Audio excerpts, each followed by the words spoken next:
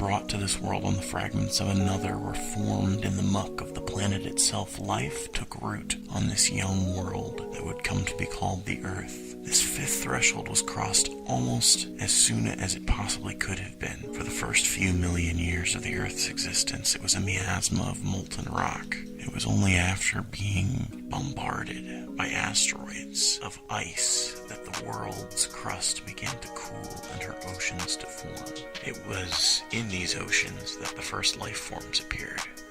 They fed on chemicals spewing from vents in the ocean's floor. These were the prokaryotes, yet already the most pivotal element of our existence was present. A masterpiece of complexity we called DNA. With near-perfect precision, these prokaryotes were able to replicate themselves. But even DNA makes mistakes every now and then in its small infinity of replications. These mutations were almost always disastrous, but once in a while, either through consuming their rivals or a chance mutation, these microscopic beings would win the genetic lottery. Their capacity for consumption would improve, or the speediness of their replications. By increments, tiny advantages kept the best of these mutations alive as their carriers competed for the privilege of existence. And so life began to evolve.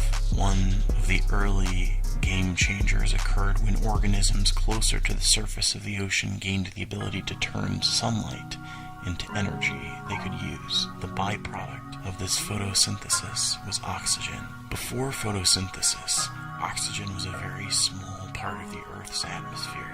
Photosynthesis was a very successful mutation. As hard as it is to imagine, the success of that one new brood of sun-consuming cells caused the entire genetic and atmospheric makeup of the planet to shift radically. To a prokaryote, oxygen can be a harsh element. As the light eaters released more and more of it into the atmosphere, a majority of the life on Earth was destroyed. However, this first great extinction event freed up space for new life to evolve, and we have this oxygen revolution to thank for the spread of our ancestors, the eukaryotes.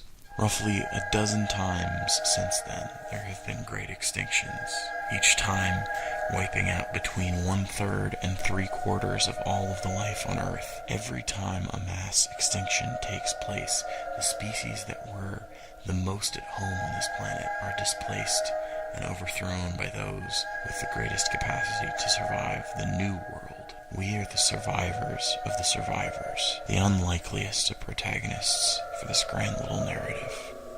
No matter where life spreads across the world, or what branch of the family tree dominates the landscape, the roles filled by various species remain relatively unchanged. There are almost always more photosynthesizers than anything else because they have the easiest access to energy. These are called the primary producers. Next up the food chain are the primary consumers, the species that consume the producers. Above them, scarcest of all, are the secondary consumers, the predators. On every level, there are parasites and symbiotes, viruses and microbes and creatures that make themselves at home inside a larger being. How species develop is largely dependent on a few simple factors, such as the average temperature, access to water, and terrain of an area. Whoever is the best at adapting to the area stays. If the species can't adapt, they vanish. Eukaryotes were more complex than any life that had appeared to this point. Even today, microbes still outnumber other forms of life by the trillions, but these eukaryotes, with internal structures separated by membranous walls into organelles, were the first bearers of some of the greatest innovations in this journey of existence. Sexual reproduction and multicellular physiology. Sexual reproduction ensured genetic diversity within a species, and going multicellular allowed life to adapt in ways that were impossible before. Both these experiments in sharing DNA proved wildly successful, and life forms made of eukaryotic cells exploded across the globe, developing nerve cells, brains, senses, limbs. Life left left the ocean. Land was a great place to grow, but fraught with its own dangers. Photosynthesizers paved the way for animals, moving inland inch by inch, year by year, by root and trunk and leaf and vine and fruit and seed. The march of the plants progressed across the land. Animals followed, branches of life budding forth from their shared ancestors. First came insects and amphibians, citizens of two worlds, water and land, like astronauts on the surface of this harsh new planet. Then reptiles with tougher eggs, tougher skin. Then came birds and mammals. These last two classes emerged in a world that had no certain place for them.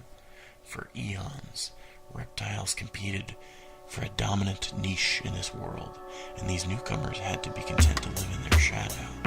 Then, as it had in ages past, a mass extinction took out most of these great reptiles, and the mammals began their conquest of the globe.